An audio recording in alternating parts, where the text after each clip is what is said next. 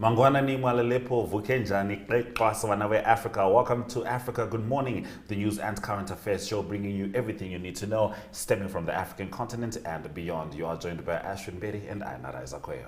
In our show this morning, Kenya wants media over opposition protest coverage. Students accused of shooting 2 faculty members in Denver were found dead. UN Conference on Water makes urgent call to make urgent call to better water management. We also speak to Master Mike Sichula all the way in Zambia, who has the news on the ground for us. Make sure you stay with us throughout the entire broadcast. We'll be right back after the break.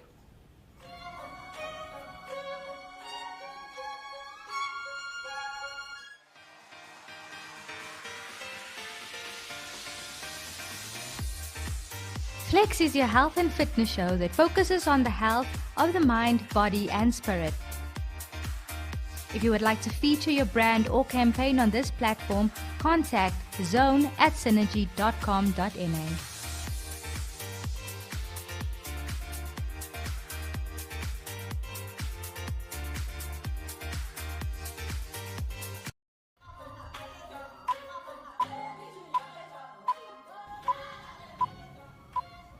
Now, in a story that sent shockwaves around Africa, how a gold mafia is looting Southern Africa, washing dirty cash. An investigation by Al Jazeera has revealed some of Southern Africa's largest gold smuggling operations, exposing how these gangs help criminals around the world launder billions of dollars while aiding governments in circumventing international sanctions. Gold Mafia, a 4-part series by Al Jazeera's investigative unit based on dozens of undercover operations spanning 3 continents and thousands of documents, also shows how government officials and business people are profiting off the illegal movement of gold across borders. The investigation reveals how billions of dollars worth of gold is smuggled every month from Zimbabwe to Dubai, allowing criminals to whitewash dirty money through a web of shell companies, fake invoices and paid-off officials. The investigation also shows how Zimbabwe President Emmerson Mnangagwa's government is systematically using gold smugglers to get around the chokehold of Western sanctions imposed on the country. The money laundering and gold smuggling schemes involve one of Zimbabwe's most influential diplomats and go all the way up to the president and his circle, the diplomat being Pastor Hubert Angel. Now posing as criminals from China looking to launder over 100 million, Al Jazeera's undercover reporters managed to gain access to these smugglers and gangs, and Zimbabwe is a key player in these operations. In our next story, Kenya's media regulators have threatened to withdraw broadcast licenses of local media houses if they don't exercise caution while covering opposition protests. Police on Monday engaged opposition supporters in running battles in the capital, Nairobi. One university student was reportedly shot dead by police in the western town of Kisumu. The opposition accuses the government of being illegitimate and of failing to tackle the high cost of living. Local television station covered the protest live, including airing clashes between police and demonstrators. Television cameras also followed the convoy of opposition leader Raila Odinga as he drove through Nairobi's residential suburb to rally his supporters. In a statement, the Communications Authority of Kenya said at least 6 TV stations violated the programming code in their coverage. Swinging over to the U.S., a student who was accused of shooting and wounding 2 faculty members at his Denver high school has been found dead in his vehicle in Park County. The Park County Coroner's Office confirmed in a Facebook post that the body belonged to 17-year-old Austin Lyle, who shot faculty members as they were patting him down for weapons as part of a safety plan devised for the youth based on previous behavioral issues. Denver Police Department had said in a tweet that a body was located near the suspect's vehicle, adding that the identity and cause of death would be determined by the Park County Medical Examiner's Office. Denver Police Chief Ron Thomas told reporters during a press conference earlier this particular student had a safety plan that was in place where they were to be searched at the beginning of school every day. Neither police nor education authorities disclosed the specific conduct that led the school to adopt an individualized security protocol for the student. A wanted bulletin issued after the shooting included a photo of the student and a car similar to one he might be driving. The dean of the school and other staff members were conducting the search when several shots were fired and the student fled, apparently still armed with the handgun he used in the attack. In our next story, a Nigerian senator is reportedly guilty of organ trafficking.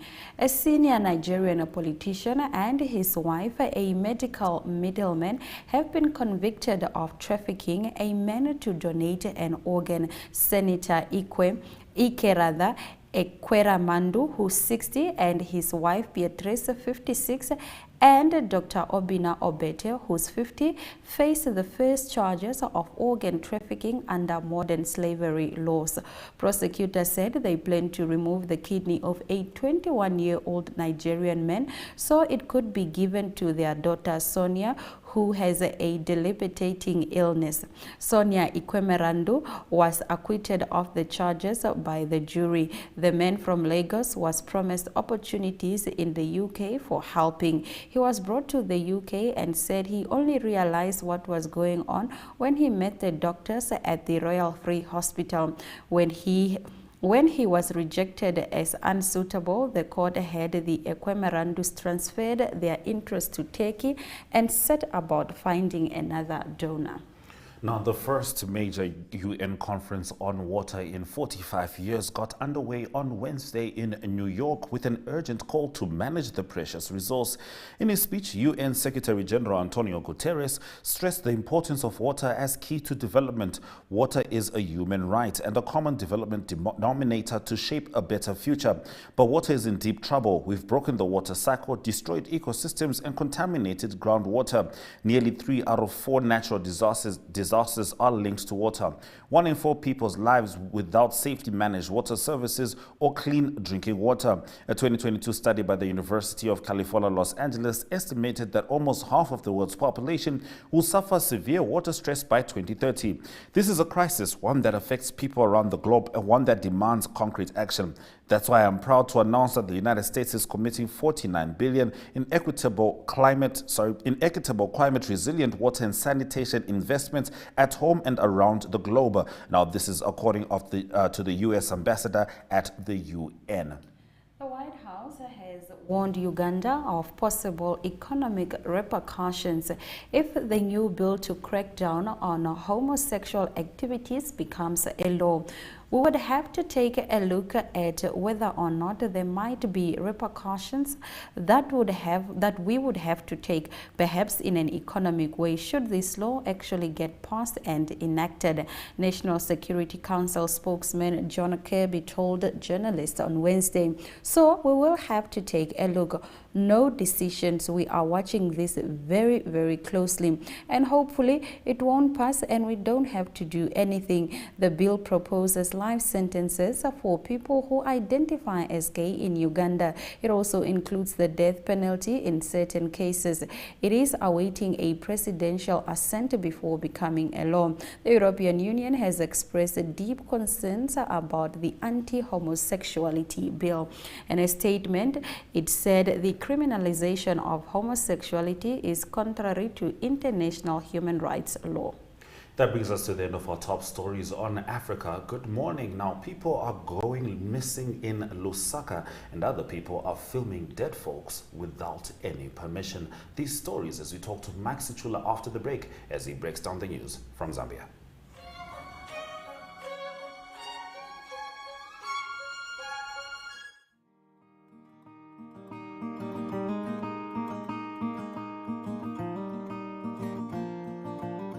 AgriMonitor is jou weeklikse landboukundige program wat jou die jongste nuus in die landbouverwante bedryf en onderwerpe wat daaraan gekoppel is bring. Vir enige advertensie of nuusverwante navrae, kontak agrimonitor@synergy.com.na.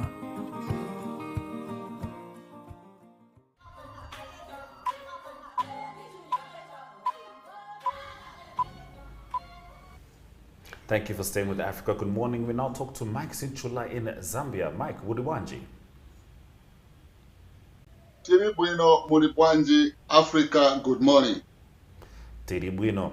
Let's get into your first story. Lusaka is experiencing a sporadic missing of persons who later are found dead, and in some cases, kidnappers are demanding ransom. Could you tell us about this? Yes, quite a very sad occurrence that Lusaka has been hit with. So as I speak, at least 3 people have gone missing and later found. In the picture there, that is a boy who was kidnapped by unknown people who later demanded 12,000 kwacha from the family, and the family did not respond. Then they later found the boy dumped dead in a maize field near a police station in Lusaka. So this boy is one of the many that I can confirm that had gone missing, and they were later found dead. Another student at the University of Zambia had gone missing. He left his home around 23 hours. Then later, he was found dead in a nearby compound, where people again are saying he was suspected for being a criminal, and he was beaten to death. Then there's also a case of a missing 3-year-old girl, and police are still investigating such issue. In all these cases, police have not yet issued a comprehensive statement, but the number of people reported missing is increasing as by the week in terms of reports that we are seeing on social media and other various platforms, where relatives are calling for members of the public to provide information of their missing relative. All right, Master Sichula, please tell us about the local filmmaker and a mortuary attendant who have been arrested by the police for filming dead people without permission. This is in a case where Paul Mwira, aged 29, a filmmaker of Lusaka, together with others, were found filming in Kafiwe District Hospital mortuary without permission from the hospital authorities. So police have arrested the mortuary attendant at the same district health facility, identified as Oscar Nyambe, aged 40, of Chisisokwe compound, in connection with the same offense. Brief facts are that on 7th March, between 17 hours and 19 hours, police received a report that a group of people believed to have come from Lusaka were filming in the mortuary at Kafiwe General Hospital without permission from the authorities. The group was intercepted by a 32-year-old male nurse who was on duty after he was alerted by the hospital guard. Police, when they rushed to the scene, they arrested the suspects. Initial investigations have revealed that the suspect had no authority from the Ministry of Health to conduct such an activity. The suspects have been arrested, awaiting to be charged with, and investigations have intensified. So the filmmakers did not get permission from authorities, and they connived with a mortuary attendant to film in dead people, and this is an offense in Zambia, a criminal trespass, and the filmmakers have now to explain why they did what they did. Truly disturbing. Now, the World Bank has appointed a Zambian economist as vice president in charge of budget performance review as well as strategic planning. Could you please tell us about that? Yes, the World Bank, this appointment, before the promotion, Samuel Maimbo served as chief of staff in the office of the World Bank since September 2022. So Mr.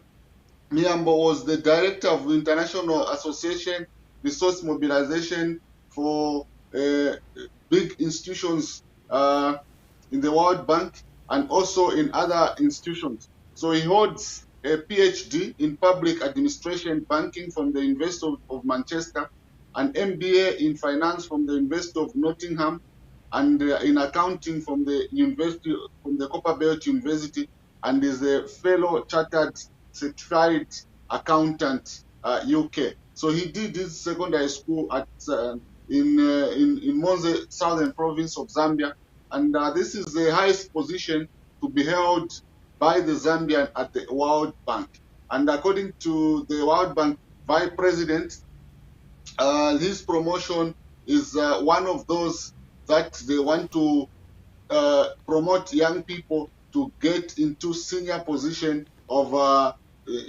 IMF. So it is something that a number of Zambians are happy, and they believe that Zambians now have got what it takes in order to hold international positions in international organizations in the world. All right, Master Sichula, let's talk about sports. Zambia played against Lesotho. What are the results?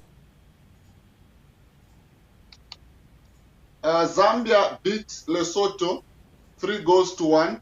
The match was played at the Levi Mwanawasa International Stadium on the Copperbelt province.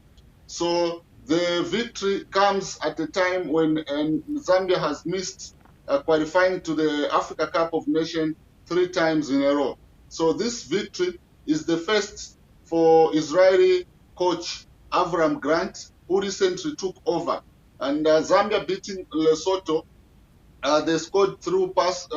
Fashion Takala equalized 4 minutes after Lesotho had taken the lead. Then Italy-based Lamek Banda scored 2 other goals in the second half to give Zambia a comfortable 3-1 victory over Lesotho, who they are going to meet on Sunday in South Africa. So Zambia now has got 6 points from 3 matches played, and it is the expectation of the fans and the coach that Zambia can completely get a double over Lesotho when they meet in South Africa on Sunday, so that Zambia can have 9 points from 4 matches played. Zambia is pushing for their first Africa Cup of Nations appearance after missing the tournament 3 times in a row. Certainly wishing Zambia all the best. And by the way, I would have been giving you a clever quip about Zimbabwe, but Zimbabwe was disqualified by FIFA due to political interference. So kudos to you guys. You're lucky this time, Mike. Thank you very much for bringing us the news from Zambia. Thank you so much. Africa, good morning. Do have a lovely weekend. We certainly hope to do so. Let's have a look at the weather predictions.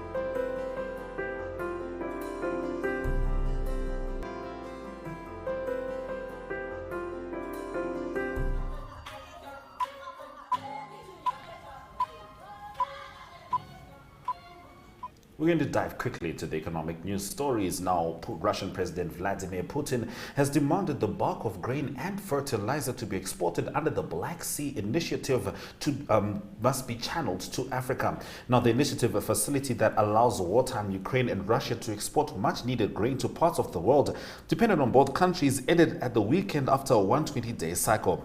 Now, it was due for a renewal, which allowed a 60-day extension ahead of the UN's 120-day wish. Speaking to African government ministers on Monday during the International Parliamentary Conference dubbed Africa in a Multipolar World in Moscow, Putin said his key demands were that Africans should be the best beneficiaries. Zimbabwe is turning to coal from China to boost its power supply. The country is struggling to meet its needs as power cuts can last up to 19 hours a day. The economy depends on Hwage, its largest coal-fired station, for electricity. All right, that brings us to the end of our economic news stories. Up next, economic indicators just before the sport.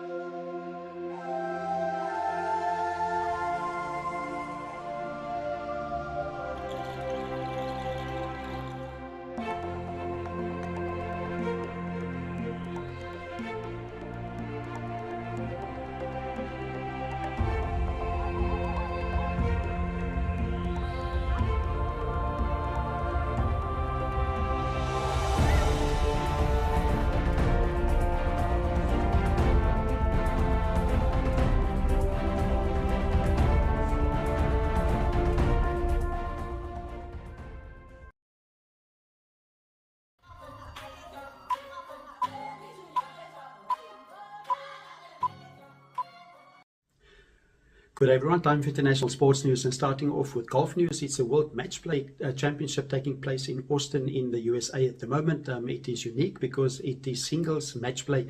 It is one opponent against another. It's not tournament golf where the best player wins out of the whole field. So they meet all the players in groups of 4. There's 16 groups of 4, and they play round robin, so they play 3 games each, and then the top 16, or the top player from each group, meaning top 16, go through to the next round. The final will be played on Sunday.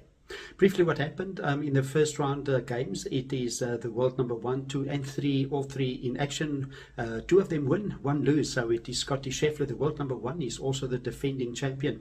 He had a good start. He beat Davis Riley by 1 up, and then it was John Rahm that he lost to a difficult game against Ricky Fowler, a very experienced Ryder Cup player as well, and the score there was 2 and 1. And then Rory McIlroy, he beat Scott Starlings by 3 and 1.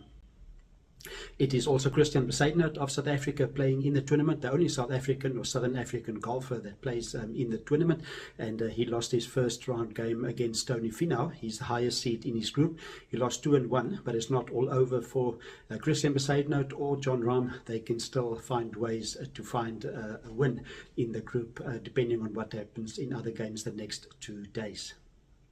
Continuing with cycling news, it is the Volta al Catalunya that continues. It is in Spain, one of the world's top cycling tours. All the best cyclists in the world also in action there. It was a tough stage 3. It was in the mountains, ended on the mountains or in the mountains. Again, Remco Evenepoel that won. He won by 2 seconds over Primož Roglič. That is Primož Roglič. Primož Roglič is leading still in the general classifications, and in third place it was Gelo Cesoni of Italy. He was 13 seconds behind Evenepoel. So a tough finish for them, a very tight finish, but in the general classifications it is Primož Roglič and Remco Evenepoel. They've got the same time after 3 stages of 12 hours, 42 minutes and 17 seconds. They're leading, and they're followed by Gelo Cesoni of Italy. South African Louis Meintjes is still doing well as well. He moved up a few positions. He's now in 22nd position, but he's 3 minutes and 55 seconds behind Primož Roglič, the general classifications leader. Continuing international sports news with tennis news, it's the Miami Open that continues, and it is again all the top players, men's and women's seeded players playing in the tournament, but not Novak Djokovic. Novak Djokovic are not allowed to play in the USA because he's not vaccinated against COVID-19. Big news from the women's draw is that number 1 seed Iga Swiatek had to withdraw from the tournament because of a rib injury, so she's out of the tournament. And results from the first round in the Miami Open: Leylah Fernandez of Canada, she beat Leslia Turenko by 6-4 and 6-3, and then also 2 Americans that play. Shelby Rogers of the USA, she beat Sloane Stephens, a bit of a surprise there, and it was in 3 sets. It was 6-4, 3-6 and 6-2, the victory for Shelby Rogers. On the men's side, it is Andy Murray of England, or from Scotland. He's from the United Kingdom. He lost to Dusan Lajovic, and the score was 6-4 and 7-5, so an early exit also for Andy Murray in the Miami Open. Quickly, some cricket news as well. Australia that beat India in the third ODI 50-over one-day game that was played in India. Significant for Australia. They win the series by 2-1 and also go to the top of the ODI rankings. A good result for Australia. The World Cup of 50 overs cricket will be played later this year also in India. It was Australia that batted first at 270 runs they scored in their 50 overs, and then it was India bowled out for 248 with Adam Zampa, the spinner, taking 4 wickets for 45 runs. That's international sports news for today. Hope you have a great sport day, and we talk again tomorrow. Goodbye.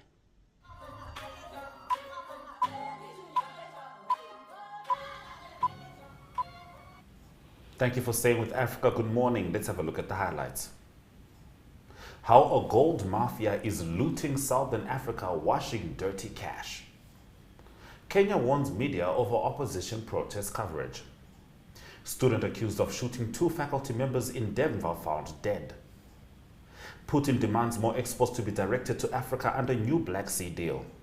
Those have been our stories. Thank you very much for joining us on this edition of Africa Good Morning. We'll be back next week, Monday, same time, same place. Please do remember that we welcome your remarks regarding our show. You can post them on our Twitter and Facebook pages.